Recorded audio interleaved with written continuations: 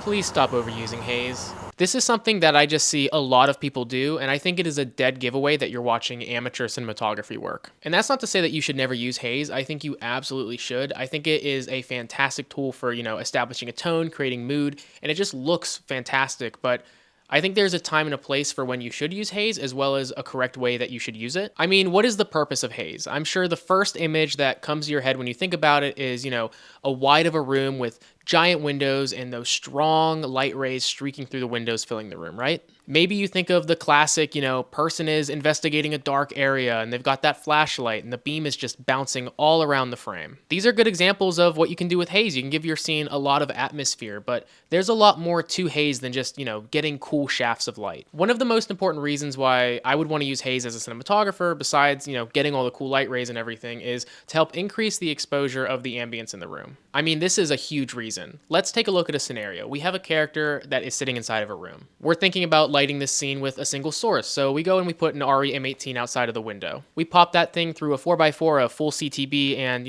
some sort of medium diffusion, and boom, now we have a single source lighting up the room, but it's just a little bit too contrasty. We just want to see a little bit more into the shadows, so a solution to this could be to run some haze. This is going to give us some lift in the overall ambience of the room as well as give us some of those nice light rays, so now we've solved our exposure issue while also introducing a little bit of mood to the image. Now, it's really important to remember that haze doesn't lend itself to every single project. It's going to look great and work wonders for, a thriller or a drama, but if you're shooting some sort of high-key comedy and you try to haze it up, it's going to look weird. You, as the cinematographer, you need to be conscious of that, and you need to choose when to use haze at your own discretion. The last thing you want to do as a cinematographer is deliver an image that just doesn't at all fit the script. It's a surefire way to prove that you have no idea what you're doing. And the most important thing to know about using haze, and this is kind of the reason for the entire video, is that you should never see it on camera. If you can see haze on the monitor, then you overdid it. This is the most common problem that I see young aspiring cinematographers making, because with haze, you want to feel it, but you never want to see it. Think about any movie or TV show or whatever it is that you watch. When they use haze, you see the light rays, you see the overall ambience, you feel the haze is there, but you never see it moving around the frame. That's ideally how you want to use it, and there are multiple reasons for this. The first reason is it just doesn't really look that good. It's just really distracting to see haze, and it also can immensely hurt your lighting. Having a lot of haze in a room can give away your light source in your frame and, turn a good shot into something incredibly mediocre. Let's say I have a top light over talent, right? We don't see the light up there, but we see the light hitting their head, their shoulders, and everything. But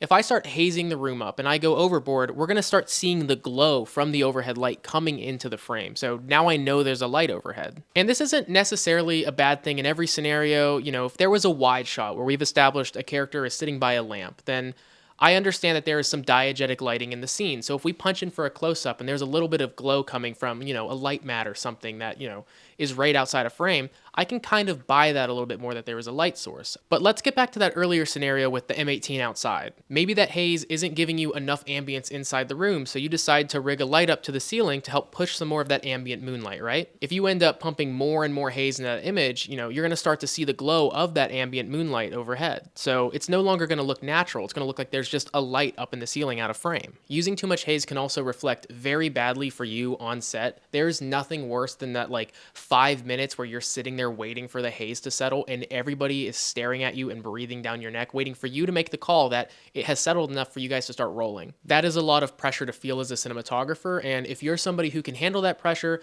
that's great, do it. But just know that if that happens fairly consistently, it's enough to make sure that you don't get hired by that team again. Time is money in film, and while it might not seem like a big deal, all that time that you spent waiting for the haze to settle throughout the day might have added up to an entire hour, and that's an hour of your day that you wasted doing nothing. And that can mean that you missed out on getting shots, which means you guys wasted money. I'm gonna tell you guys a trick that I learned from a union art department guy whose entire career was just running a hazer, and this is a simple trick and easy way to make sure that you always have a consistent level of settled haze on set. Let's say we're shooting a scene in this room right here. Instead of putting the hazer in here, we put the hazer back here in a much farther away room.